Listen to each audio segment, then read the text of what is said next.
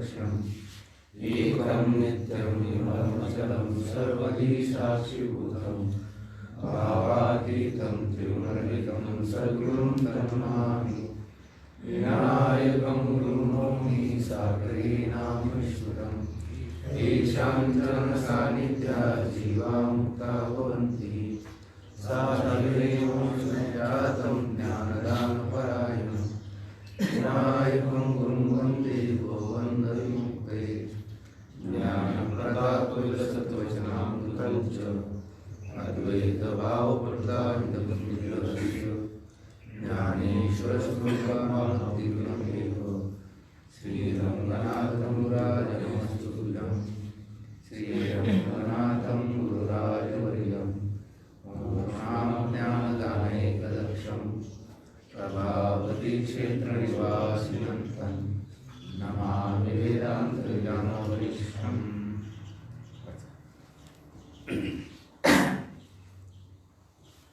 ते दिवशी आपल्या 8 वाजता राहिलेल्या बाबा कारण द्यायची तर तू अवस्था हो पुढे सांगून आपण क्रमांक 2 पलायन त्याचा फक्त उल्लेख केला सुषुप्तावस्था प्रदेशस्थान तर ते मुळात या ग्रंथामध्ये नाही ते पण आता स्थूल देहाचं आपलं विश्लेषण झालं त्याच्यानंतर सूक्ष्मदेह आणि सूक्ष्मदेहानंतर कारण देहाचं थोडंसं आपण विश्लेषण करू.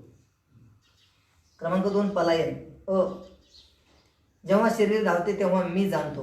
इथून एक पाठीमागे क्रमांक 18 वरला दुसरा म्हणजे श्लोक काम झालं का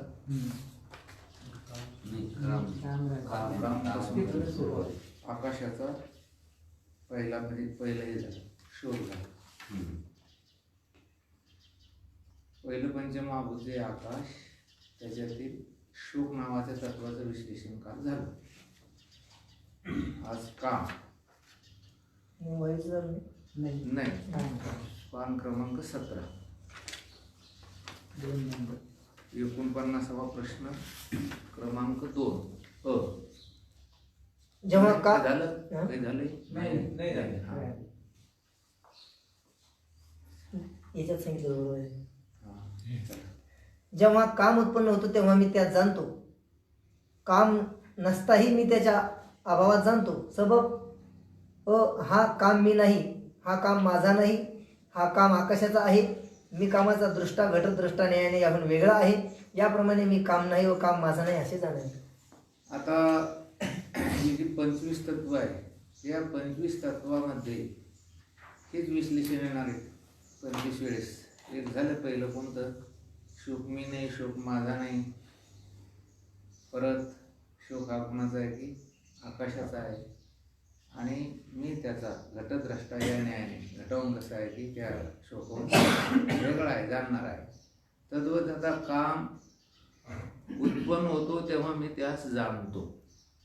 ही गोष्ट कोणत्याही बुद्धिवान माणसाला निर्व्यातपणे ही त्याला त्या ठिकाणी मानावीच लागेल. अंतःकरणामध्ये जेव्हा कामाची उत्पत्ती होते काम वाढतो त्यावेळेस तुम्ही त्याला जाणता का नाही. पुढे गायलेलं त्याने काम नसताही मी त्याच्या अभावात जाणतो. जेव्हा अंतःकरणामध्ये काम राहत नाही जेव्हा राम राहतो काम राहत नाही त्यावेळेस तुम्ही त्याला जाणता का नाही. तुम्हाला जर विचारलं का हो तुमच्या अंतःकरणामध्ये आता काम आहे काय तुम्ही काय उत्तर देणार की नाही. म्हणजे काम जेव्हा उत्पन्न झाला त्यावेळेसही तुम्ही त्याच्या भावास जाणलं. भाव म्हणजे अस्तित्व. आणि जेव्हा काम राहत नाही त्यावेळेस त्या कामाच्या अभावासही तुम्ही जाणता. म्हणजे भावा अभावास ज्या अर्थी जाणता त्या अर्थी तुम्ही त्या कामाहून कसे आहात वेगळे आहात. जसं घटाच्या भावास आणि घटाच्या अभावास घटाच्या अस्तित्वास आणि घटाच्या नसण्यास तुम्ही जर जाणता घट म्हणजे तुम्ही होणार का नाही. म्हणजे ज्या अर्थी तो त्याला जाणतो याचाच अर्थ असा की तो त्याच्याहून कसा आहे की वेगळा आहे. दृष्टांत काय सतत त्याने तोच दिलेला आहे. घटद्रष्टा घटात भिन्न. घटद्रष्टा हा जसं घटावून कसा असतो वेगळा असतो तद्वत काम जेव्हा उत्पन्न होतो तेव्हा कामाच्या भावासही मी जाणतो आणि जेव्हा अंतःकरणामध्ये काम राहत नाही त्यावेळेस कामाच्या अभावात जाणतो मी. याच्यावर काही श्रद्धा ठेवायची गरज आहे का? ह्या सिद्धांतावर नाही. ही गोष्ट कशी की स्वसंवेद्य आहे, तुमच्या सर्वांच्या अनुभवाची ही गोष्ट आहे. ही जी तत्वे सांगितलेली आहे, ही तत्वे असली की तुम्ही त्याला जाणता, आणि तत्वे नसेल तरी सुद्धा तुम्ही त्याला जाणता. ते कार्यान्वित झाले तरी तुम्ही त्याला जाणतात, आणि ते जेव्हा निष्क्रिय झाले, अक्रिय झाले, तेव्हा तुम्ही त्याला जाणता. म्हणून काम उत्पन्न झाला की तुम्ही त्या कामाच्या भावात जाणतात, आणि काम जेव्हा राहत नाही त्याला काय म्हणायचं? कामाचा अभाव. ते असंही तुम्ही जाणता का नाही? ही गोष्ट काही अशी अपरोक्ष आहे, काही परोक्ष गोष्ट नाही. कुठेतरी असेल वा असा विषय नाही. ही गोष्ट निर्विवादपणे कोणत्याही बुद्धिवान माणसाची त्या ठिकाणी त्याला मानावीच लागेल की मी कामाहून वेगळा आहे. जे लोक देव मानत नाही त्यांनाही विचारा की तुम्ही कामरूप तुम्ही आहात का कामाहून वेगळे आहात? तर कामाहून कसे आहोत आपण? वेगळे आहोत. परत काय म्हणले? हा काम मी नाही, तुम्ही आहे का? अहो तुम्ही या बल्बला जाणलं, मग तुम्ही बल्ब आहात का? नाही. बल्बहून कसे आहात? तुम्ही वेगळे आहात. तुम्ही या ग्रंथात जाणलं, मग ग्रंथ तुम्ही आहात का? ग्रंथाहून तुम्ही कसे आहात की वेगळे आहात? ज्या वस्तूस आपण जाणतो ती वस्तू आपण कधी असत नाही, आपण तिच्याहून कसे असतो? वेगळे असतो. तद्वत तिथे कामाच्या अर्थी तुम्ही जाणता आणि कामाच्या भावाभावात जाणता. याचाच अर्थ असा आहे की काम तुम्ही नाही. शर्ट तुम्ही आहेत का? नाही. का बरं? सदरा मळाला, सदरा स्वच्छ आहे, सदरा आता त्या ठिकाणी फाटला, याला तुम्ही जाणता का नाही? नवीन सदरा घातला, नवा सदरा आहे, आता हे तुम्ही जर जाणलं त्याला. मग सदरात जर तुम्ही असता, मग सदरा मळाल्यानंतर तुम्ही मळाले नसतं का? मळाले असतात. पण सदरा मळाला, सदरा फाटला, सदरा जुना झाला, या अर्थी तुम्ही सदराच्या प्रत्येक प्रक्रियेला जाणता. याचाच अर्थ असा की सदऱ्याहून तुम्ही कसे आहात? वेगळे आहात. तसं काम उत्पन्न झाला तर काम मी नाही, काम कोणाचं नाही? माझाही नाही. काम हे जे तत्व आहे ते कोणाचं आहे? आकाशाचं आहे. सबब मी कामाचा द्रष्टा, घटद्रष्टा न्यायाने याहून वेगळा आहे. याप्रमाणे मी काम नाही व काम माझा नाही असे जाणावे. मी काम नाही आणि काम माझा नाही. शोक मी नाही, शोक माझा नाही. कोणाचा आहे तो? आकाशाचा आहे. बाबास उपाय अभावास ठीक आहे. अभाव कार्यपत्तीच्या पूर्वीचा जो अभाव तो प्राप्त. हा काय अभाव? मी त्याच्या अभावात जाणतो. आता वेदांत चिंतनामध्ये आणि न्यायशास्त्रामध्ये सुद्धा अभावाचे प्रकार सांगितलेले. अभावामध्ये आपला हा विचार चंद्रोदय, विचार सागर झाल्यानंतर वृत्ती प्रभाकरमध्ये काय आहे की अभावाचं विश्लेषण भरपूर आहे, चिंतन भरपूर आहे. अभाव नावाचा एक अनुपलब्धी नावाचा काय 6 प्रमाण आहेत ना. 6 प्रमाणामध्ये काय आहे की अभाव. तर कार्योत्पत्तीच्या पूर्वी जो अभाव तो प्राग अभाव होय. कार्य उत्पन्न होण्याच्या अगोदर जो अभाव असतो, ज्या वस्तूचा जो अभाव असतो त्याला कोणता अभाव म्हणायचा? प्राग अभाव. घटोत्पत्तीच्या पूर्वी घट आहे का नाही? तर नाही. म्हणजे काय? घटाचा अभाव आहे. मग घटाचा अभाव आहे, पण कधी आहे तो? घट उत्पन्न होण्याच्या अगोदर आहे. म्हणून घटाचा कोणता भाव समजायचा? त्या भाव समजायचा प्राग भाव. म्हणजे घट उत्पन्न होण्याच्या अगोदर घटाचा किंवा मनुष्य जन्माला येण्याच्या अगोदर मनुष्याचा जो अभाव आहे तो कोणता आहे? प्राग अभाव आहे. कोणतीही गोष्ट अशीच आहे. तुम्ही आता इथे येण्याच्या अगोदर तुमचा काय होता? अभावच होता. पण तुम्ही जसं येण्यापूर्वीचा अभाव आहे तो जन्मापूर्वीचा नाही, तो कोणत्या पूर्वीचा आहे? येण्यापूर्वीचा. तसं इथं कार्योत्पत्तीच्या पूर्वी जो अभाव असतो त्याला कोणता अभाव म्हणायचा? प्राग अभाव. ही गोष्ट त्यांनी अगदी थोडीशी चालता चालता इथे सांगितली की प्राग अभाव समजायचा. जन्मापूर्वी आपला कोणता अभाव होता? आईच्या उदरात प्रवेश करण्याच्या अगोदर आपला अभाव होताच. अभाव आहे प्राग अभाव. प्राग अभाव कसा आहे? अनादि आहे, शांत आहे. तो कसा आहे? अनादि आहे. घटाच्या उत्पत्तीच्या पूर्वी घट कधीपासून नाही? कधी नाही. कधीपासून नाही. कधीपासून नाही. तो अनादि आहे. तो अभाव कधी आहे? कधीपासून नाही. नाहीच तो. मग आता काय झालं? ते घट उत्पन्न झाला, मग त्या घटाचा अभाव आता राहिला का गेला? घटाचा अभाव नष्ट झाला. मग घटाचा अभाव नष्ट झाला म्हणजे काय झालं, तो अनादी आहे आणि शांत आहे. नाही कळालं? आम्ही आता घरी जाणार, आम्ही आता घरी नाही समजा हे कोणता अभाव आहे? कोणता? आमच्या घरी आणखी तुमचा अनन्य अभाव. तुम्ही आता इथं आहे तर घरी नाही, किंवा एका वस्तूचा अभाव त्या ठिकाणी दुसऱ्या वस्तूच नाही, त्याला कोणता अभाव म्हणायचा? अन्योन्य अभाव. कोणता अभाव? अन्योन्य. खाली दिलेलंच आहे त्यांनी. आता घरी तुम्ही आहात का? नाही. मग घरी तुम्ही तुमचा अभावच आहे, पण तुमचा प्रागाभाव, तुमचा प्रागाभाव वाढते. समजा तुम्ही इथं आहेत ना, तुम्ही काय आता घरी नाही पण इथं आहेत का नाही, पण घराच्या दृष्टीने, घरच्याच्या दृष्टीने, स्थूल दृष्टीने तुमचा तिथं तिथं प्रागाभावच आहे. हा, तर त्याला प्रागाभावाने म्हणतात. त्याने कार्योत्पत्तीच्या पूर्वी म्हटलेले. कशाच्या पूर्वी? कार्य उत्पन्न होण्याच्या अगोदर आपण नसणे, याला कोणता अभाव म्हणायचा? प्रागाभाव. नंतर नाशानंतर जो अभाव तो प्रध्वंस अभाव. नाशानंतर जो अभाव होता तो कोणता अभाव होतो? घट फुटला, आता काय झालं त्याचा अभाव, याला कोणता अभाव म्हणायचा? प्रध्वंस अभाव. याच्यावर जवळजवळ त्या वृत्ती प्रभाकर मध्ये सगळ्यात मोठा प्रकाश आहे. इतकं सगळ्यात जास्त डोकं जर माणसाचं अगदी त्या ठिकाणी भन होत असेल अभाव प्रकरणामध्ये, आता काय आपल्याला शिकायचं नाही. आपल्याकडे शिकण्याचाच अभाव आहे सगळ्यात महत्वाचा.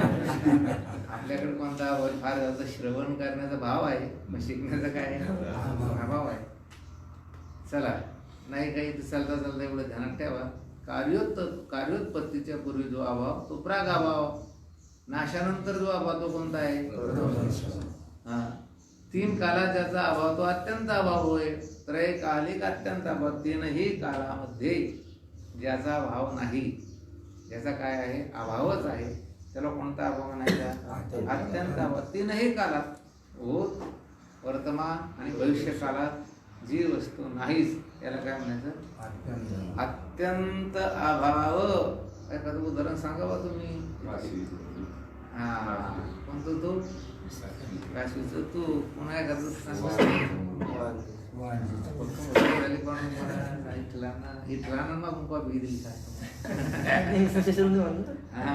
काशीचं तू, हे जे सगळे अत्यंत अभावाचे काय आहे की दृष्टांत आहे.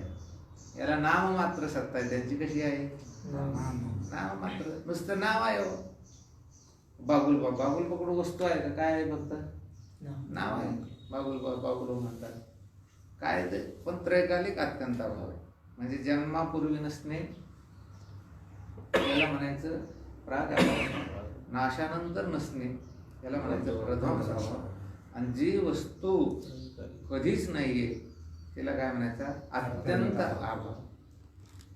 याच्यावर किती किती तर गंधर्व दुर्ग काय पाडावे, काय शेषविषाण मोडावे, भावावे मग तोडावे कपुष्टरी. तसं दिसणारं जे जगत आहे याचा त्रैकालिक अत्यंत अभावाचा निश्चय म्हणजे बोध.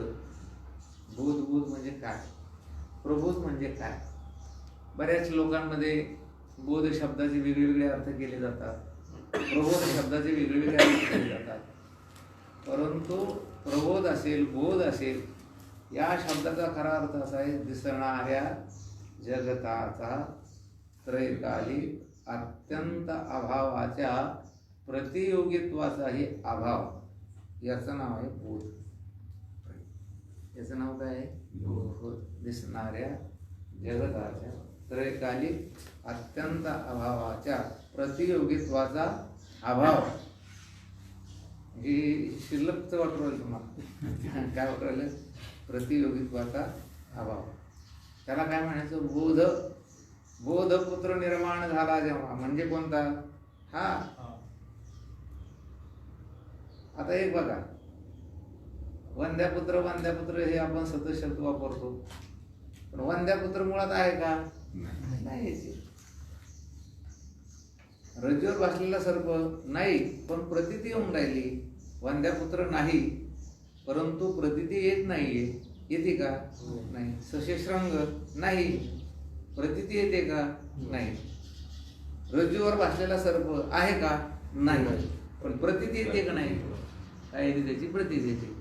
म्हणजे प्रतीती येते, रज्जू ज्ञानानंतर कसा बोध होतो आपल्याला की रज्जूवर सर्प हा आता नाही, पुढे होणार नाही.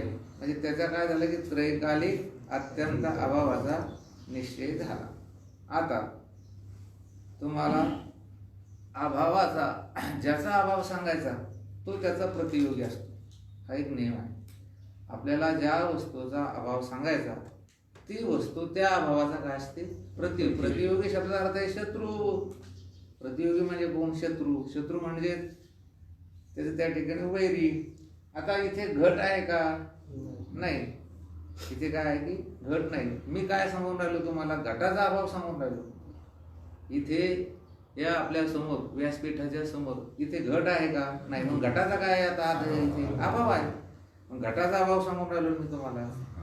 तर घट या अभावाचा प्रतियोगी आहे. घट काय आहे? या अभावाचा प्रतियोगी आहे. मी तुम्हाला आता इथे समजा, इथे एखादं दुसरं, आता एखादं समजा इथं एक लाडू आहे, त्या लाडूचा अभाव, आता इथे लाडू आहे का सध्या? नाही. मग लाडू नाही म्हणजे लाडूचा काय सांगून राहिलो तुम्हाला मी? अभाव सांगून राहिलो. मग हा लाडूचा जो अभाव आहे, तर या इथे लाडू नाही, इथे लाडूचा अभाव आहे. काय सांगून काय राहिलो तुम्हाला? अभाव सांगून राहिलो. मग हा अभाव आणि तो जो लाडू येतो त्याचा प्रतियोगी या अभावाचा. कळलं का? या अभावाचा प्रतियोगी कोण आहे? लाडू. प्रत्येक वस्तूच्या संबंधी ही गोष्ट ध्यानात ठेवायची की आपल्याला ज्या वस्तूचा आपण अभाव सांगतो ती वस्तू त्या अभावाचा कोण असते? प्रतियोगी असते. आता इथे सर्प आहे का? नाही. सर्प इथे नाही. मग सर्पाचा काय सांगू राहिलो आपण? अभाव. कोबरा सर्प इथे आहे का? नाही. जो कोबरा सर्प असेल त्याचा काय आहे त्या ठिकाणी? प्रतियोगी. या अभावाचा तो काय आहे? प्रतियोगी. आता सर्प निघाला आणि सर्प निघाल्यानंतर तो सर्प आपण मारला. काय झालं? मारला. सर्प निघाला. आता निघाल्याबरोबर त्याचा भाव का भाव? आता तो भाव. म्हणजे सर्प निघाला, सर्प आला, त्याचा झाला भाव, त्याचं झालं अस्तित्व. आणि परत सर्प मारला. आता काय झालं? त्या सर्पाचा अभाव झाला. सर्प राहिला का आता? नाही. आता झोपलो नाही आम्ही रात्रभर. का झोपलो नाही? तर आमच्या घरामध्ये काय निघला होता? सर्प. तो दिसाच ना. रात्रभर झोपलो नाही आम्ही. रात्रभर का झोपलो नाही? तर घरामध्ये कुठे ना कुठेतरी सर्प आहे. बिळात बघ, पलंगाखाली बघ, कुठेतरी कपाट्याच्या पाठीमागे बघ, नाही सर्प. नंतर सकाळी एक मनुष्य आला, त्यानं तो सर्प मारला. आता आम्ही निवांत झोपलो. का झालं? सर्पाचा काय झाला? अभाव. आता अगोदर नव्हता तो प्राग अभाव, तो तिथं नव्हताच, तिथं आलेलाच तो नव्हता. आणि आता आला त्याचा झाला भाव, आणि आता तो मेला. आता काय झाला? त्या सर्पाचा अभाव. कोणता अभाव झाला? तो प्रथमचा अभाव. तो नाश पावला की नाही सर्प? मग आता त्या सर्पाच्या अभावाचा प्रतियोगी कोण आहे? ते प्रेत. मेलेला सर्प आहे की नाही? या सर्पाचा अभाव झाला का नाही आपल्या घरामध्ये? मग त्याचा प्रतियोगी कोण आहे? आता तो मेलेला सर्प आहे. कुठे तो फेकून दिला, कुठे तो कुजला. म्हणजे या अभावाचा प्रतियोगी तो कोण आहे? सर्प आहे.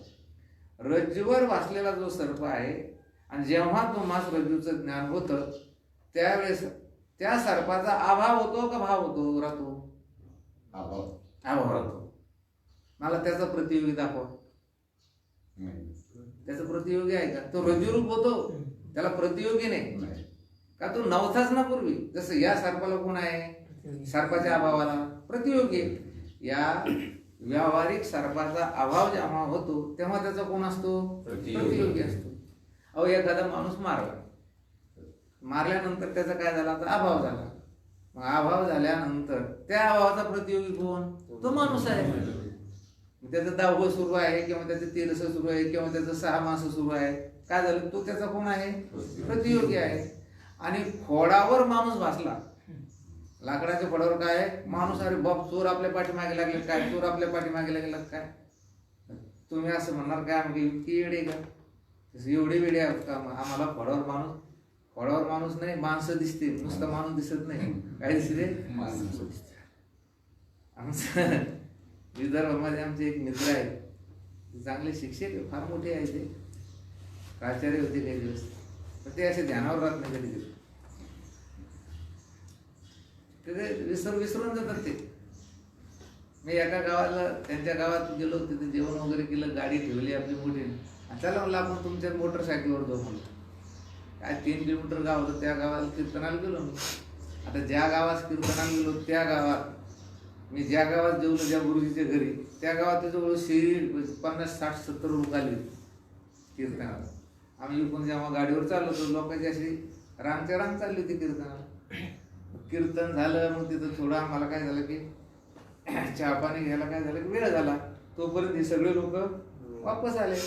आता त्या गुरुजीचा असा समजच झाला ना की 100 लोक होईच बरं इकडून जाताना. पण आमच्या त्या एका तासाच्या त्या कालावधीमध्ये हे सगळे लोक घरी निघून आले. माझ्या मोटरसायकलवर निघालो. निघाल्यानंतर त्या रस्त्याच्या दुतर्फाशी उन्हाळा होता, असे झुडपं होते झाडाचे. इथे एक झुडू, त्या तिथे एक झुडू. यांचं हरणं बंदच नाही. तुम्ही हरण किती माणसं चालली म्हणे. अहो बाबा, ते माणसं नाही म्हटलं, ते झुडपं आहेत. मग दिसला की नाही त्यांना माणूस नाही दिसला, माणसं दिसली.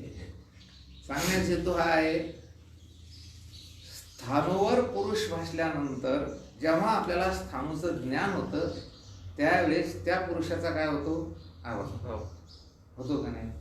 मग आता मी तुम्हाला जर असं विचारलं की त्या त्या अभावाचा प्रतियोगी कोण आहे प्रतियोगी त्याला तिथे प्रतियोगी नाही आहे. हे तुम्हाला कळालं का, नसलं कळालं तर परत एकदा सांगतो की व्यावहारिक पदार्थ जेव्हा त्याचा अभाव होतो तेव्हा त्याचा काय असतो की प्रतियोगी असतो. आता तुम्ही इथून गेल्यानंतर तुमचा काय झाला, अभाव. मग या तुमच्या अभावाचा प्रतियोगी कोण आहे, तुम्ही आहे. तुम्ही आहेत की नाही. आता तुमच्या घरी तुमचा काय आहे की अभाव आहे. तुमच्या घरी तुमचा काय आहे की अभाव आहे. त्याचे प्रतियोगी तुम्ही इथे आहे. बरं, इथून तुम्ही गेले, आता इथे अभाव आहे, इथे अभाव. आता या अभावाचे प्रतियोगी तुम्ही तिथे आहे. इथल्या अभावाचे प्रतियोगी तुम्ही, तिथल्या अभावाचे प्रतियोगी तुम्ही, असं आहेत का नाही. आता हे चांगलं कळून घ्या तुम्ही. घट फुटला, घटाचा अभाव झाला. मग घटाभावाचा प्रतियोगी कोण, तो फुटलेला घट. माणूस मेला, त्या माणसाचा अभाव झाला. त्या अभावाचा प्रतियोगी कोण, तो मेलेला माणूस. सर्प मेला, सर्प मेल्यानंतर त्याचा अभाव झाला. त्या अभावाचा प्रतियोगी कोण, सर्प. रज्जूवर भासलेला सर्प, त्याचा बाध झाला, म्हणजे तो आता दिसत नाही, रज्जूरूप झाला. त्याचा प्रतियोगी आहे का, नाही. प्रतियोगी नाही. म्हणजे प्रतियोगीचा काय झाला, अभाव.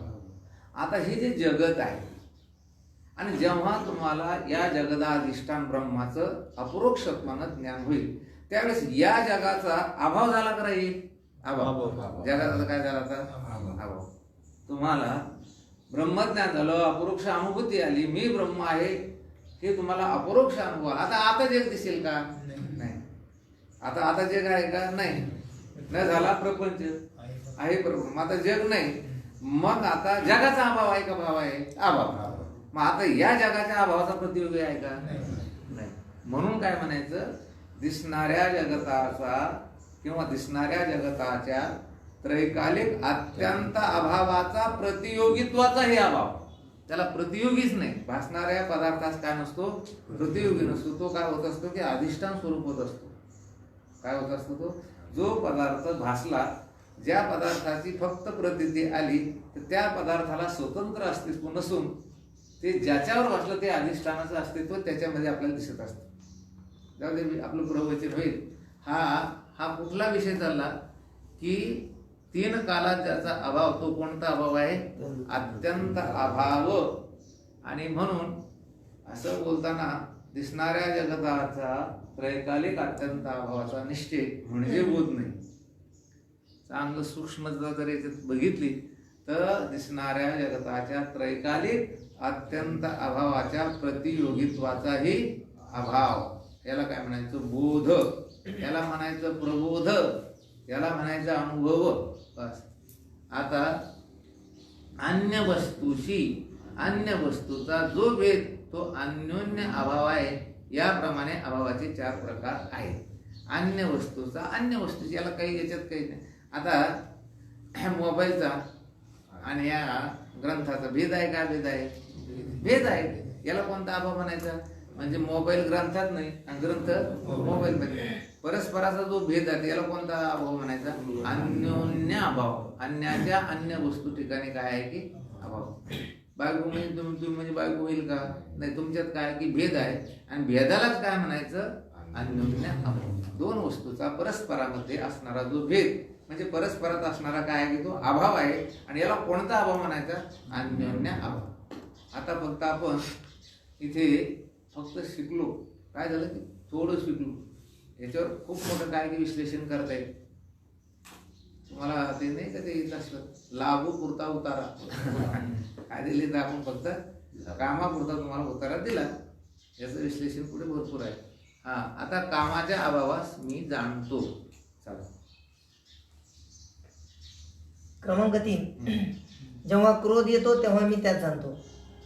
तो नसता त्याच्या अभावाला मी जाणतो. सबब हा क्रोध मी नाही, हा क्रोध माझा नाही, हा क्रोध आकाशाचा आहे. मी क्रोधाचा जाणारा दृष्टा घटदृष्टा या न्यायाने मी याहून वेगळा आहे. याप्रमाणे मी क्रोध नाही व क्रोध माझा नाही हे जाणावे. तुम्हाला क्रोध येतो का नाही खरं सांगायचं? हा, क्रोध येतो. एखादी विनाकारण काही तुमच्यावर आक्षेप वगैरे आले, काही विनाकारण कोणी काही केलं तर क्रोध तुम्हाला येतो. मग क्रोध तुम्हाला येतो याचा अर्थ आता क्रोध आहे का तुमच्याकडे? नाही. आणि जेव्हा क्रोध येतो तेव्हा तुम्हाला कळतो की मला काय झालं की राग आला, क्रोध आला. आता क्रोध आहे का? तर नाही. बरं, जेव्हा क्रोध येतो तेव्हा तुम्हाला कळतो का नाही? कळतोय. म्हणजे क्रोध आला हेही तुम्हाला कळतं आणि आता क्रोध नाही हे सुद्धा तुम्हाला काय होतं की कळतं. हे काम, क्रोध, शोक हे जे आहेत ना हे भयंकर लोक आहे, हे अवघड आहे. मग क्रोध आला हेही मला कळतं आणि क्रोध आता नाही, क्रोधाचं काय आहे की अभाव आहे हेही मला आता कळतं. म्हणजे मी त्याच्याहून कसं आहे? वेगळं आहे. काय लिहिलं? जेव्हा क्रोध येतो तेव्हा मी त्यात जाणतो.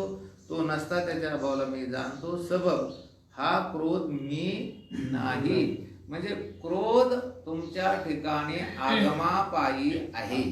म्हणजे येणारा जाणारा आहे. परिस्थिती उद्भवली क्रोध येतोय आणि परिस्थिती निवळली क्रोध काय होतो? जातो. पण तुम्ही त्याला काय करता की जाणता. मग हा क्रोध मी नाही ही गोष्ट खुणगाट अशी त्या ठिकाणी करून घ्यायची की हा क्रोध मी नाही, हा क्रोध माझाही नाही. आणि एवढंच नव्हे तर तो क्रोध आणि त्या क्रोधावरून मी कसा आहे?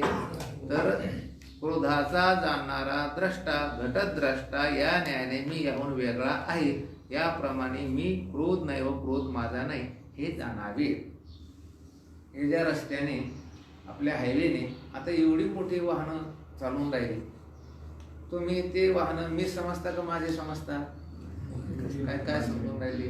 मीही समजत नाही आणि माझेही समजत नाही. एक लक्षात घ्या, हे काम, क्रोध ही जी आहेत ना ही मंडळी भयंकर. आता याच्यावर आपल्याला चिंतन करायचं नाही. काम येश क्रोध येश रजोगुण समुद्भवा महाशनु महापाप महाविद्येन अमित वैरिना. हे ज्ञाननिधीचे भुजंग विषय धरीचे वाघ भजन मार्गीचे मांग मार्ग दे. माऊली ज्ञानोबराने सुंदर चिंतन केलं. हे दोरी विन बांधिती चिखली विन रुविती पाशी विन गोविती. काही ते अवघड माणसं आहे. याच्यातून काही लोक म्हणतात आमच्याकडे 3 नाही 1च आहे. माऊली ज्ञानोबराने सांगितलं या काम क्रोधा लोभा माझी जीवी जो होय उभा तो निरयपुरीचा सभा सन्मानू पावे. हे तिन्हीतून कोणत्या एका दरवाज्यातून गेले तुम्ही ते नरकातच जातात. असे काय ते काम क्रोध आहे. हे बघा, साधकांनी काम क्रोधावर काय करायला पाहिजे की नियमन करायला पाहिजे, बंधन त्याच्यावरती घालायला पाहिजे. पण आता हा जो विषय सुरू आहे आपला हा तत्वज्ञानाचा विषय सुरू आहे. मी कोण आहे याचं चिंतन सुरू आहे. मग आपण त्या वाहनाकडे कधीतरी आता सध्या असं बघतोय का हे वाहन कोणाचं असेल, ते पंक्चर झालं तर कसं व्हावं, काही विचारत होते त्याच्या मनात. का बरं हे विचारित नाही? ते मी नाही आणि ते माझं नाही. म्हणून मी त्याच्याहून कसं आहे की वेगळा आहे. म्हणजे आपण त्याच्याकडे दुर्लक्ष करतो. काय करतो? दुर्लक्ष. याचाच अर्थ त्याचे काय करून राहिलो आपण? उपेक्षा. काय करू? हे बघा, तुमच्या घरी तुमच्या मुलाचे जे मित्र आहे ते जर मित्र बरोबर नसेल, पण मुलगाही तुमचा समजा त्या मित्राच्या नादाला लागून थोडा अवगुणी बनत असेल आणि तुम्हाला त्या मुलाचे मित्र घरी येऊ नये असं वाटत असेल तर तुम्ही जर समजा ते मुलाचे मित्र आले, त्यांना चहा पाणी ब्रेड बिस्किट दिलं तर ते सतत सतत येतील का? येणार नाही.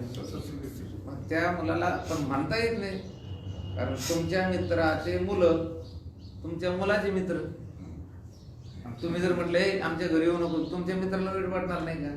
बरं ते जर येत राहिले तर तुमचा मुलगा बिघडतो. मग काय करायला पाहिजे? काही करायला नाही पाहिजे.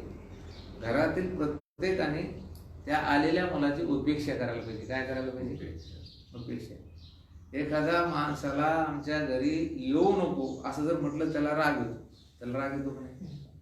आमच्या घरी येऊ नको असं कसं काय म्हणलं? मग आमच्या घरी येऊच नको म्हटला, मग काय करायचं? तसं नाही करायचं. आमच्या घरी येऊच नको म्हणायचं नाही आणि हळूहळू त्याची उपेक्षा करायची. तो घरी आला की आपल्या बातम्या पाहत बसायचं. चहा करायचा त्याला, चहा द्यायचा, सुपारी द्यायची, पण आपण बातम्या बघायच्या, पेपर वाचायचा, नाही तर आपण ग्रंथ वाचायचा. त्याला वाटतं काय मी एवढ्या वेळ बसलो पण हा म्हटला नाही, माझं काही आदरात येते नाही, कसं काय चाललं काहीच नाही. 1, 2, 3, 4 वेळेस उपेक्षा झाली, तो म्हणतो याच्याकडे जाणंच नको. घरी येऊन म्हटलं का आपण त्याला नाही. मग काय केली आपण त्याची? यांची काय व्हायला पाहिजे? उपेक्षा. काम आणि उपेक्षा कधी होईल? हा मी नाही, हा माझा नाही, आणि माझा नाही याचा काही संबंध नाही. मग ज्या वस्तूचा माझा संबंधच नाही त्याचा आदर करायचा कशात? आणि आपण काय करतो? सद्गुणाचा आदर करीत नाही. मला सद्गुणाचा कधीच आदर करत नाही, कदर करीत नाही. वाईट गुणाचा जास्त करतो, आदर करतो. खरं सांगा, आपल्याला आता वेळेस किती चांगल्या प्रकारची शिकवण लोकांनी दिली असेल ती आठवणीत नाही. आणि जी लोक आपल्याशी वाईट वागली त्यांच्या गोष्टी आजही सुद्धा काय आपल्या आठवणीत.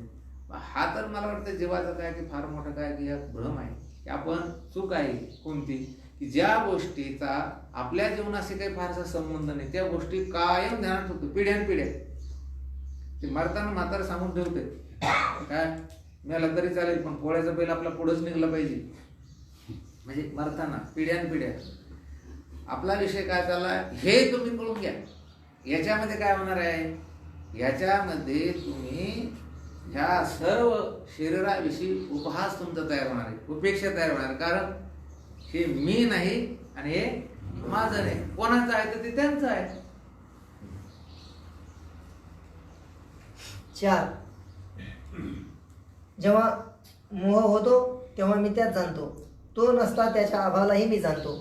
सबब हा मोह मी नाही, हा मोह माझा नाही, हा मोह आकाशाचा आहे.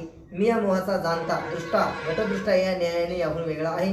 याप्रमाणे मोह मी नाही व तो माझा नाही हे जाणं. बस मोह जेव्हा होतो, आता हे तुम्हाला काही सांगायची गरजच नाही ना. जेव्हा तुम्हा अंतःकरणात भयंकर मोह तयार होतो, भयंकर. तुमचा मुलगा चांगलं काम करायला लागला की माझा मुलगा बबड्या बबड्या करता तुम्ही त्यास म्हणजे काय तयार होत त्याच्याविषयी मोह. आणि त्यानंच एखाद्या वेळेस तुम्हाला भयंकर अशी नको तशी शिवी जर दिली मग तुम्हाला काय क्रोध येतो त्याच्या तुमच्या अंतःकरणामध्ये. याचा अर्थ मोह राहतो त्याच्याविषयी राहतो पण तेवढ्या पुरता राहतो का तो? नाही. मग काय होतं जेव्हा मोह उत्पन्न झाला तेव्हाही तुम्हाला कळतं की मला माझ्या मुलाविषयी मोह तयार झाला. आणि जेव्हा त्या मोहाचा अभाव होतो तेव्हाही तुम्हाला वाटतं की आता माझ्या अंतःकरणात त्याच्याविषयी काय नाही, मोह नाही. म्हणजे मोहाच्या भावास मोहाच्या अभावास आणि त्या ठिकाणी त्याला तुम्ही जाणता. म्हणून मोह मी नाही, मोह माझा नाही, तो कुणाचा आहे तर आकाशाचं तत्व आहे. आणि मी मोहाचा द्रष्टा घटद्रष्टा घटात भिन्न हा या न्यायाने त्याच्यावर कसा आहे वेगळा आहे. मोहास काय म्हटले हो ज्ञानोबर आहे? मोहास ज्ञानोबर आहे मदिरा म्हटले. काय म्हटले? जे मोह मदिरा बोलले विषय विखे हरले. महाराज म्हणतात मोह मदिरा भयंकर अवघड आहे. मोह ही गोष्टच अवघड आहे. आता राहिले पण आता कशाचंही मद्य बनवतात नाही गो. पूर्वी कशाचं बनवायचे छगन महाराज? मोहाची. काय बनवायचे? मोहाची मदिरा. मदिरा म्हणजे दारू. आणि ज्ञानोबरांनी किती सुंदर चिंतन केलं की मोहाला मदिरा म्हटले ज्ञानोबरांनी. कारण मदिरेचा स्वभावच असा आहे. कसा आहे की तुम्ही ती कितीही सावध होऊन घ्या, ध्यान धरून घ्या, किती तुम्ही त्या ठिकाणी ज्ञानी असाल तरी घ्या, तरी तिचा प्रभाव एकदा त्या ठिकाणी ती सुरू केला की त्या ठिकाणी त्या माणसाला ती माजिरा करून सोडते. काय करून सोडते? प्रत्यक्ष पाहे पाविरा जो सावध होनी घे मदिरा आणि होनी ठाके माजिरा तेच क्षणी, म्हणजे नंतर नाही, अगदी एक 5-10 मिनिटामध्ये तो. एरवी माणसं कोणी कोणाला बोलत नाही, ती माणसं सगळ्यात सज्जन माणसं, म्हणजे खरंच सज्जन माणसं. काही असे काही मोकार असतील, पण किमान माझ्या निरीक्षणात तरी 75 ते 80% लोक असे की ते ज्यावेळेस मदिरा घेत नाही त्यावेळेस ते कोणाला बोलणार. खरं ते काय असते की लाजती भाजी कोणा गेल्यामुळे काय होते ते लाजतात. पण एकदा ते घेतलं ना तर मग काय म्हणतात ते, हो रे ठाके माजिरा तेची क्षणी. एकदम माजिरी होतात ते, भयंकर. दृष्टांत तसं काल्पनिक पांडुरंग महाराज पण तुम्हाला कीर्तन सांगण्यासाठी उपयुक्त म्हणून सांगून देतो. हा, चालता चालता पुन्हा कसं डोक्यातून निघून जातं मग कधीतरी ध्यानात येत नाही. दुष्काळ पडला, पाण्याची सगळी वानवान झाली आणि पाण्याने पशु पक्षी माणसं मरायली बरीच. आणि मग योगायोग असा झाला, अगदी जूनच्या शेवट असं एक 15 जून म्हणजे अर्धा जून गेला, खरं 7 जूनला पाऊस यायला पाहिजे ना. 15 जून 7 जून अशी की शेतकऱ्याची कामाची काय असते, लगबग असते. आणि मग पाऊसच नाही, ऊन, बरेच पक्षी मारतायत. मग काय एक शेतकरी गेला, मग पाऊस पडला असा, मग गेला रानात गेल्यानंतर मग काय विनायक महाराज त्याचं एक झाड होतं असं आंब्याचं, त्या आंब्याच्या झाडाखाली एक पोपट आणि एक वाघ मोठा आणि गाढव असं पाण्याची शोधात आले असते. मग शेतकरी थोडा वारकरी होता, थोडा चांगला होता, त्याला वाटलं आता हे 3 प्राणी आणि नेमकेच मेले 1-2 दिवसात. पूर्वीची लोक वानर जर मेलं ना गावामध्ये त्याची मौत करायची बा. आताही काही करीत असते की वानर जर मेलं समजा कशाला आपटून वगैरे तर त्याची मौत करायची. कुत्रं मेलं, घरातला चांगला एखादा बैल मेलं त्याची मौत करायची. त्या माणसाला वाटलं जाऊ द्या. मग त्यानं काय केलं, मोठा खड्डा खोदला आणि मग ते गाढव मोठं होतं, गाढव टाकला त्याच्यावर, आणि एक पोपट मेला होता असा राहून, आणि तो टाकला आणि त्याच्यावर काय केलं, माती वगैरे टाकली, ज्ञान पडीत होतं शेर, आणि त्याच्यावर झाड उगलं आणि ते झाड मोहाचं आहे. ते झाड काही आजही तुम्ही MP मध्ये जा, आपली मंडळी कडवणची लेबर आणायला जाते, मोहाचे सगळे तिकडे काय आहे. तुम्ही आपला हा सातपुडा नाही का, सातपुडा असा पार केला किंवा सातपुड्याच्या पलीकडला भाग सगळे काय मोहाचेच झाड आहे. आपल्याकडे त्या लिंबोळे तरी कमी आहे, एवढे मोह आहे तिकडे, आणि त्याचे मध्य वगैरे तयार करतात. आणि मग ते झाड उगलं, झाडाला ते पहा तुम्ही, झाडाचे ते हे असते मोहाचे, ते असं बरोबर पोपटासारखं असतं, आणि ते सगळं ते बियाणं, आणि मग ते मोह आल्यानंतर मग ते मोह खाऊ लागला आणि त्याला जरा धुंद देऊ लागली. मग त्याने त्या मोहावर काय केली की प्रक्रिया केली, आणि त्याचं काय बनलं हे मद्य, आणि त्याचा परिणाम आहे. मग आता समजा त्यांना मापात घेतली, काय केली, पोपटासारखा बोलतो. कसा बोलतो तो, पोपट. वरच्या तोंडात पोपट होतं की नाही, पोपटच असा. अहो अशा गप्पा करतो तो, एरवी असा काय चाललं माऊली तर काय हो नाही काही, पण त्यांना ते लावली बाबा आपलं असं चाललंय, म्हणजे काय झालं पोपट. आणि पुन्हा दुसरं माप लावलं, खाली वाघ राहतो. मग तर कोणालाच काही समजत नाही, कोण गावात मला कोण बोलतो तर पाहतो म्हणजे वाघ. आणि तिसरं माप लावलं खाली काय राहतो, मला खाली गाढव आहे. हा परिणाम आज सुरू आहे. हा मदिरेचा परिणाम. कोणाचा परिणाम आहे हा, मदिरेचा. ज्ञानेश्वर माऊलींनी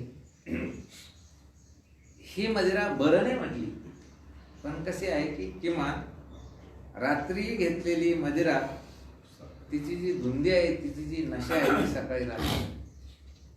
पण वरी धनाची या मदिरा आणि माजून या धनुर्धरा. बऱ्याच लोकांना पैशाची काय झालेली नशा, आणि कृत्याकृत्य विचारात सवती झाली. चांगलं आहे का वाईट आहे याचा विचार करीत नाही, आणि मोकार सारखे राहतात, आणि जन्मभर त्या धनाच्या नशेमध्ये ते बेधुंद होतात.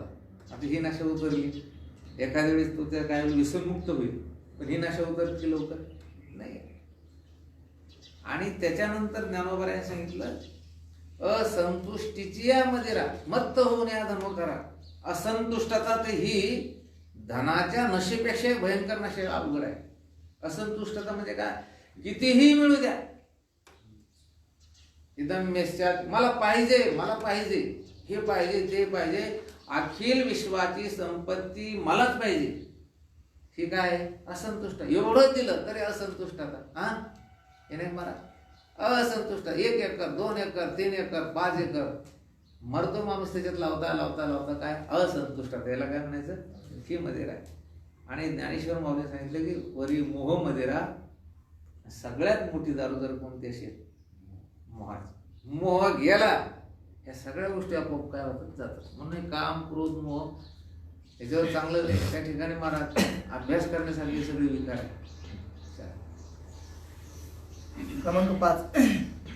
जेव्हा भय उत्पन्न होते तेव्हा मी त्यात जाणतो. भय नसता त्याच्या अभावालाही जाणतो. सबब हे भय मी नाही, हे भय माझे नाही, हे भय आकाशाचे आहे. मी या भयाचा द्रष्टा घटद्रष्टा या न्यायाने याहून वेगळा आहे.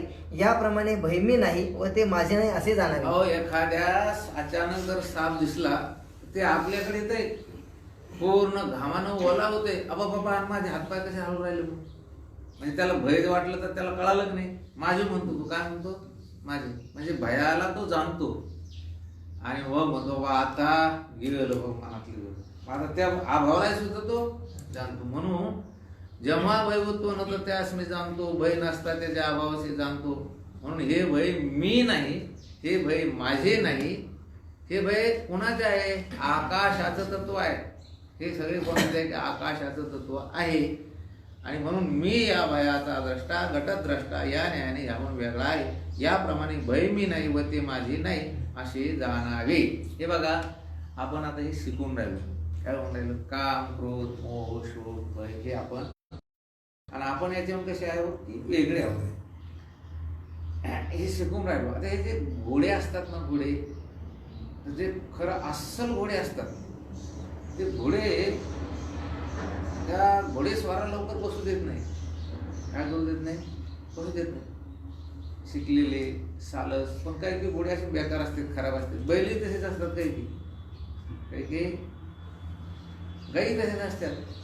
आगवाचे विषयी बाधी परी सांजवणी टेकून येते. ती खुरदूड नुसती खुरदोडी पोशी कवन ज्ञानोबा म्हणतात. आगवाचे विषयी बाधी आपण म्हणतो ना लय बाधी काय, बाधी म्हणजे चांगली बरं का. लोकांना वाटतं बाधी बोललं महाराज लयच गावरान बोललो. मी एकदा कीर्तनात ना आवस शब्द वापरला. आवस काय, कीर्तन झाल्यावर असं शिकलेला माणूस बाबा म्हणतो जुना शब्द वापरला म्हणजे आवस गावंढळ असं गावंढळ. अरे मूर्खा म्हणलं ज्ञानोबाऱ्यानं वापरला तो शब्द. आवशीची रात्री मिळते काय मिळते बिंबी दोन्ही असं काही म्हटली की अवशेच्या म्हणजे अमावस्याच्या रात्री दोन्ही बिंब कधी एका ठिकाणी येतात का, सूर्य आणि चंद्र नाहीये. म्हणून ज्ञानोबाराने शब्द वापरला काय, अवघात आघवाच विषयी बाधी. बाधी म्हणजे चांगली, गरीब. बाधी शब्दार्थ खरा का होतो चांगला, चांगली. सगळ्या विषयात काय चांगली आहे, परी सांजवणी टेकून येते. संध्याकाळी वासरू सोडलं की त्या ओह्याजवळ काशीजवळ बसू देत नाही. ती खुरदोडी नुसती पोशी कवन असं असं असं तुम्ही काय ठेवसाल काय म्हणता, अरे हिला जाऊ दे. आपला विषय काय चालला, कुठे कुठे निघाला भय. हा विषय हा निघाला, भय मी नाही, भय माझं नाही. याच्यातलं सांगितलं असतं पण आता त्याला काही सांगता येत नाही की बाबा हे मग आपला विषय हा चालू असते. काही बैल खराब राहते, काही काही घोडे खराब राहते, काही काही गाई खराब राहतात. बरे तुमचं काम मला करायला वाटतं. तर घोडं काय की बसू देत नाही. पण एकदा अस्सल घोडेस्वार तो असतो की घोड्यावर बसला की आता मात्र घोड्याचं तो ऐकत नाही, तो म्हणेल तिकडं घोडं चालतं. हा खरा घोडेस्वार जो असतो ना, खऱ्या घोडेस्वाराने एकदा घोड्यावर बसल्यानंतर घोड्याच्या मागे घोडेस्वारानं जाऊ नाही. कोणाच्या मागे यावं त्यानं? हा बसणारा जो आहे हा जिकडे म्हणेल तिकडे जायला पाहिजे. तसं लवकर निश्चय होत नाही. काय होत नाही? बुद्धीमध्ये या गोष्टीचा लवकर काय होत नाही, निश्चय होत नाही. आता आपण शिकून राहिलो. आता शिकून राहिलो याचा अर्थ काय करायचं? आपल्याला निश्चय करायचा. आणि एकदा निश्चयाने या बुद्धीवर तो बसला, बुद्धी म्हणेल तिकडे नाही जाऊ. आता बुद्धी म्हणेल तिकडे जाऊ नये. निश्चयाने ठरवलं तिकडे बुद्धीने जायचं. घोडेस्वार तो, त्यांना म्हणायल तिकडे काय जायला पाहिजे. गाडी म्हणजे ड्रायव्हर तो म्हणेल तिथे गाडी जायला पाहिजे. जसं निश्चय तो निश्चय म्हणेल तिकडे बुद्धीने जायला पाहिजे. आता आपलं वेगळं होतं. आपली बुद्धी जाते पुढे, मागं निश्चय पळतो. आपला निश्चय जो आहे ना हा कसा आहे? हा बुद्धीच्या अधीन गेलेला निश्चय. असा निश्चय सुद्धा काही कामाचा नाही. हे मी नाही, हे माझं नाही राव, तिथं गेलो माहिती डोक्यातलंच गेलं. तसं नाही. त्या निश्चयानं सांगेल तिकडं बुद्धीनं जायला पाहिजे. निश्चय पक्का पाहिजे ना. नाही आता काय करावं, लय मित्र भेटले आणि भेटल्यामुळे मी हॉटेलमध्ये खाल्लं, काय झालं आता? याचा निश्चय कमकुवत आहे. कारण तो बुद्धीच्या मनाच्या पाठीमागे गेलेला आहे. आपण हे शिकत असताना ही गोष्ट अत्यंत महत्वाची सतत अशी आपल्या अंतःकरणामध्ये त्या ठिकाणी जागृत ठेवायचे की आपण याच्यासाठी काय करायचं? निश्चय करायचा. निश्चयाचे बळ तुका म्हणे द्यायची बळ.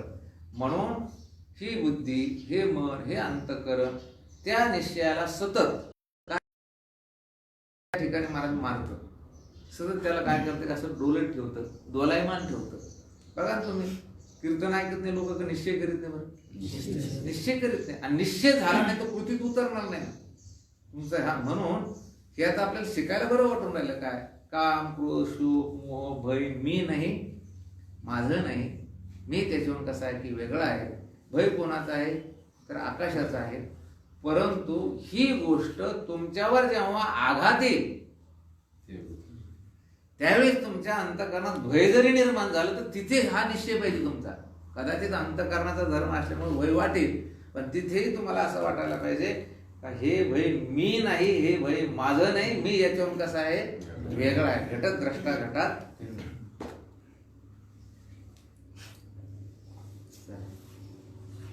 वायूच्या 5 तत्वाविषयी.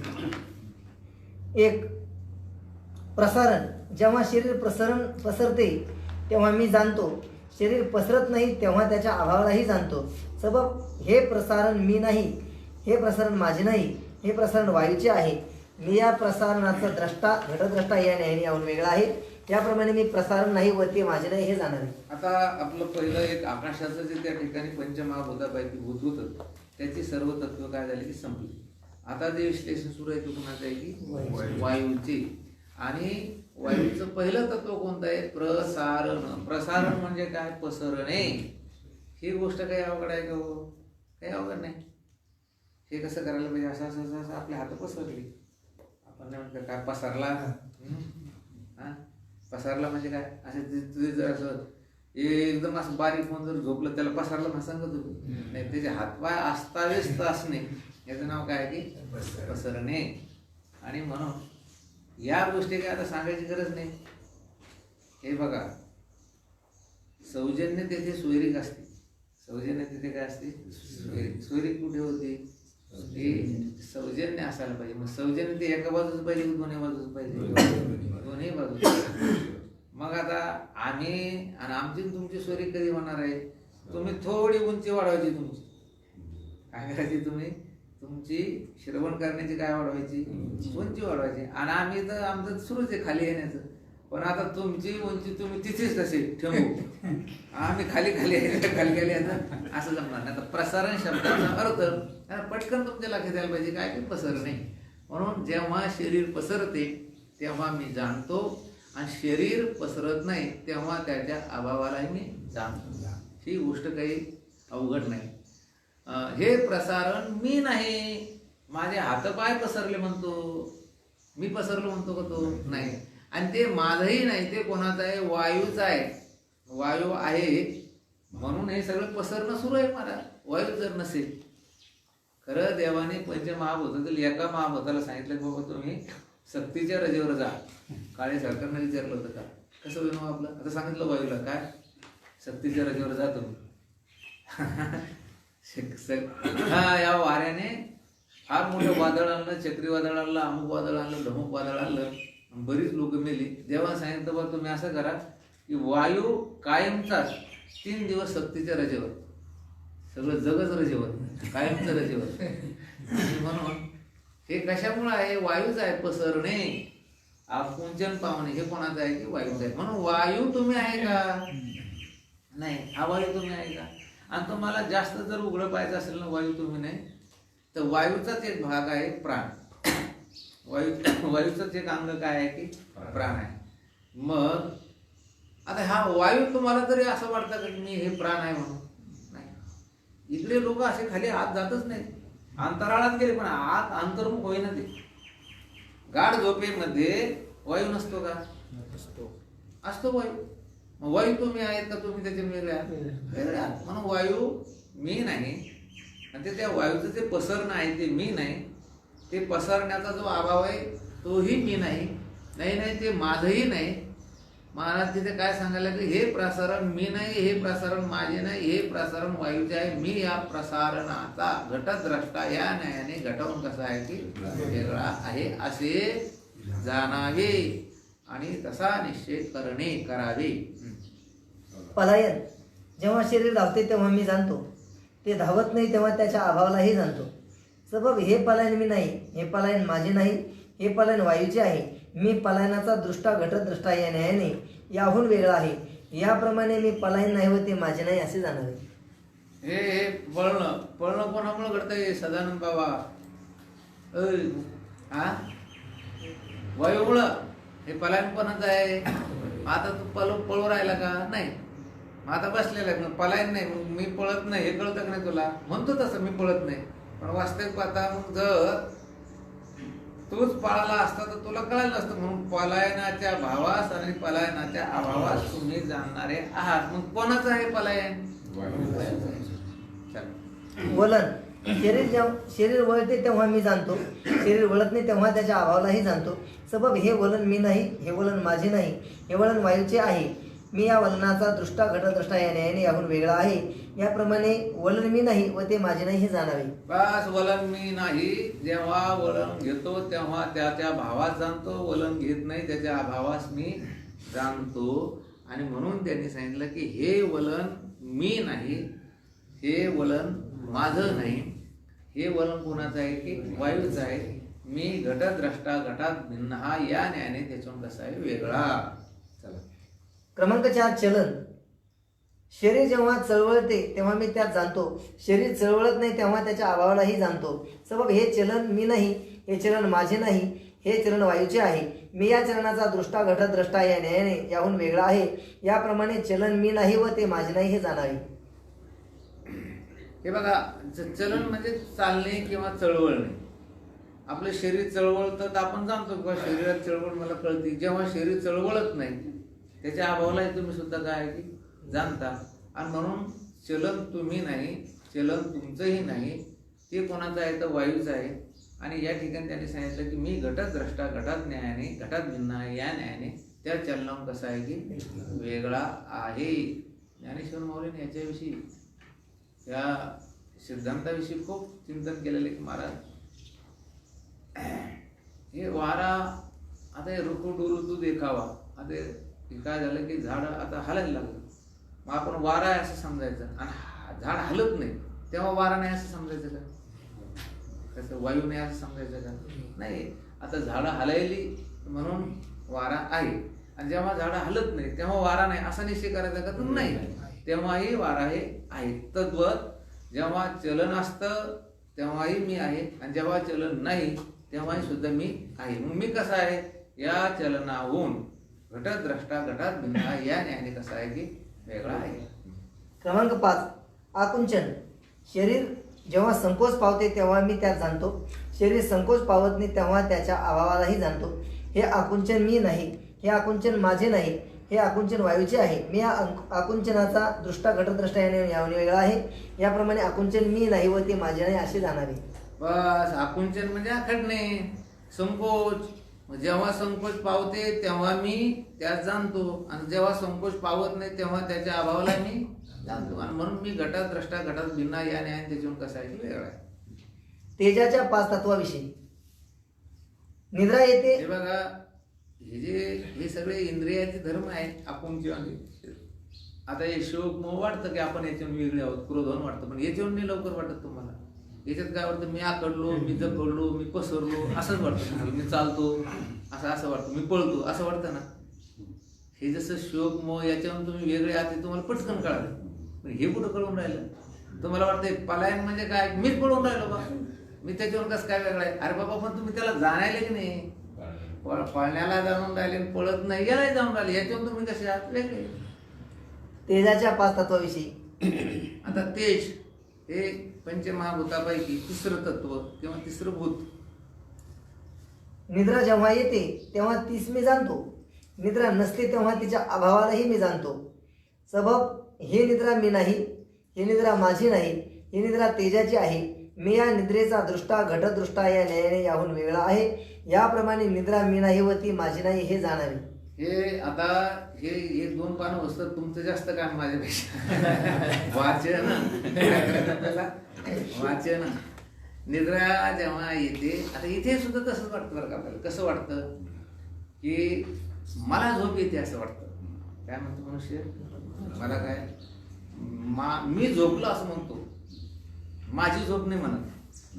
आता कधी कधी म्हणतो माझी झोप झाली, काय म्हणतो, माझी एकदम चांगली झोप झाली. मग झोप माझी म्हटला काय समजायचं, झोप येऊन हा कसा आहे की माझी झोप, पण मला झोप आली म्हणतो कधी कधी. काय करावं आता, कधी म्हणतो मला झोप आली म्हणजे झोपच मी समजायला, आणि माझी झोप झाली, माझी झोप झाली नाही असं म्हणतो की नाही आपण. एवढा तिकडे बँजो वाजत होता तर माझी झोप झाली नाही, भजन चालू होतं तर माझी झोप झाली नाही. तो म्हणतो आज बरं झालं बाई, एखादच नव्हती, भजन नव्हतं, आपली निवांत झोप झाली. म्हणजे याचा अर्थ काय की तुम्ही त्या झोपेहून कसे आहात, वेगळे आहात. का बरं, झोपेच्या भावास आणि झोपेच्या अभावास तुम्ही जाणता. जसं घटावून तुम्ही वेगळे तसे झोपेहून तुम्ही. मग झोप आहे कोणाची, तेजाची आहे. क्रमांक 2, तृष्या जेव्हा लागते तेव्हा तीच मी जाणतो, तृष्या नसते तेव्हा तिच्या अभावालाही मी जाणतो. सबब ही तृष्या मी नाही, ही तृष्या माझी नाही, ही तृष्या तेजाची आहे. मी या तृषेचा दृष्टा घटदृष्टा या न्यायाने याहून वेगळा आहे. याप्रमाणे तृष्या मी नाही व ती माझी नाही हे जाणावे. बस हे कसं आहे की हे नेमकं हे तत्वे मी नाही, ही माझी नाही, तर ती कुणाची आहे हे सांगितलं गेलं पाहिजे. तृषा म्हणजे तहान, ठीक नाही, माझी तहान भागली किंवा मला तहान लागली, तुम्ही तिला जाणता. आता मला तहान नाही, तिलाही तुम्ही जाणता, आणि म्हणून तहान तुम्ही नाही, तहान तुमची नाही, तुम्ही तिच्यावर वेगळे आहात. कसे वेगळे आहात, घटद्रष्टा घटात भिन्ना. मग ती कोणाची आहे, ती कोणाची आहे, तेजाची आहे. ते औरंगाबादवर ते आदर्श गाव ते पाठवतात भास्कर पेरी पाटील. त्याचं भाषण आहे का, त्याची भाषण ऐकली पाहिजे. चांगलं काम केलेलं त्या माणसाने, विचार फार मोठं काम केलं त्याने. ते म्हणे मी एका ठिकाणी गेलो होतो, ते गाव होतं म्हणजे चांगलं, पण तिथं कुठं कार्यालय असलं की इथे थुंकू नका, इथे लग्न करू नका, इथे शौचाला बसू नका, इथे थुंकू नका, इथे थुंकू नका. अहो त्याचं म्हणणं आहे येथे थुंकू नका असं नका सांगू तुम्ही. मी गावात गेलो म्हणे 45 बेसिंग बसली म्हणे, येथे थुंका. काय करा, थुंकू नका. मग थुकायचं कुठं ते सांगा तुम्ही. मग तुम्ही जसं तृष्या तुम्ही नाही, तृष्या तुमची नाही, मग कोणाची हे सांगा ना. ती तेजाची. कोणाची आहे, शोक कोणाचा आहे, आकाशाचा. चलन वलन धावून प्रसारण कोणाचं आहे, वायूचं. शुद्धा तृषा कोणाची आहे, तेजाची आहे, माझी नाही. पंचमहाभूताची जी सगळी तत्वे आहे. क्रमांक 3, क्षुधा जेव्हा लागते तीच मी जाणतो, क्षुधा नसते तेव्हा तिच्या अभावालाही मी जाणतो. सबब ही क्षुधा मी नाही, ही क्षुधा माझी नाही, ही क्षुधा तेजाची आहे. मी या क्षुधेचा दृष्टा घटदृष्टा या न्यायाने याहून वेगळा आहे.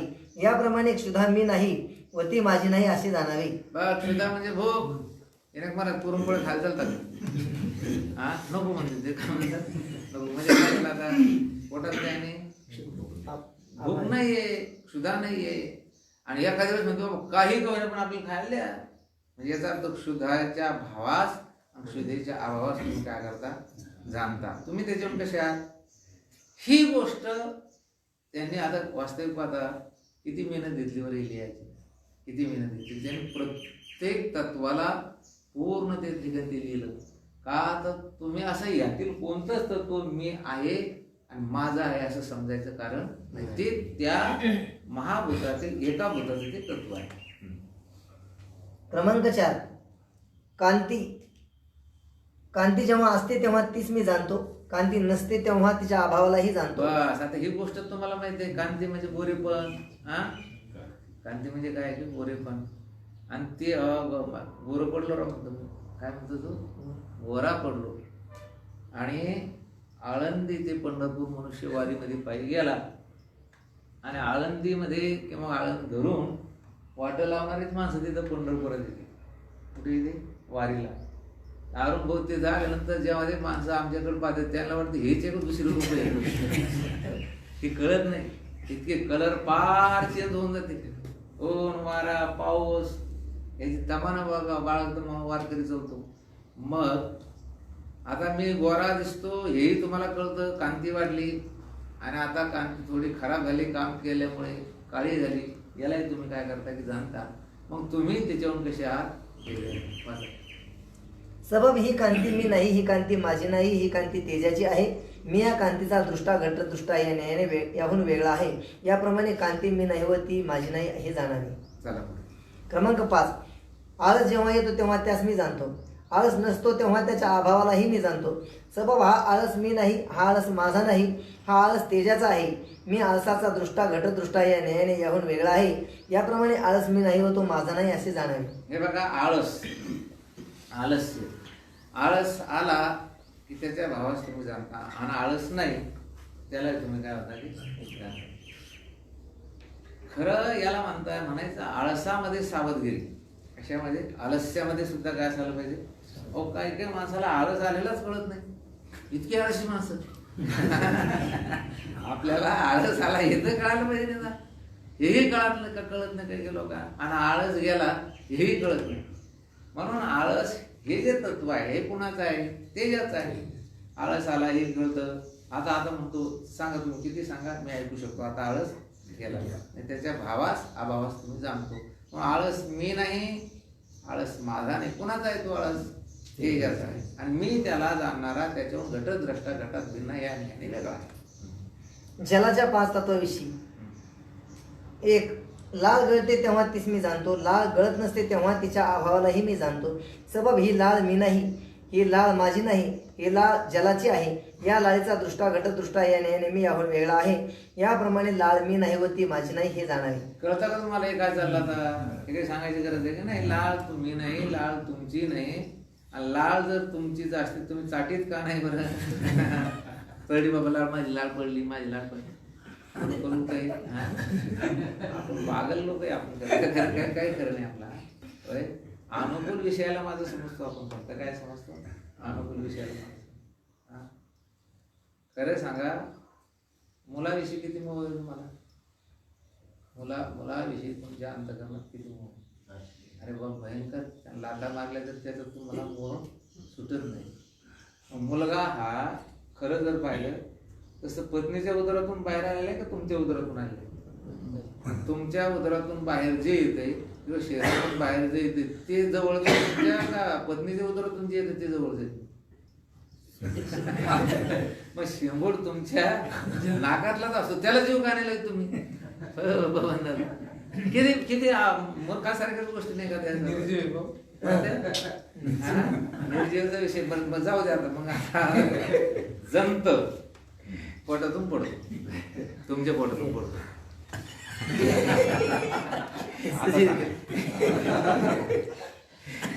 जंत कुठून पडतो?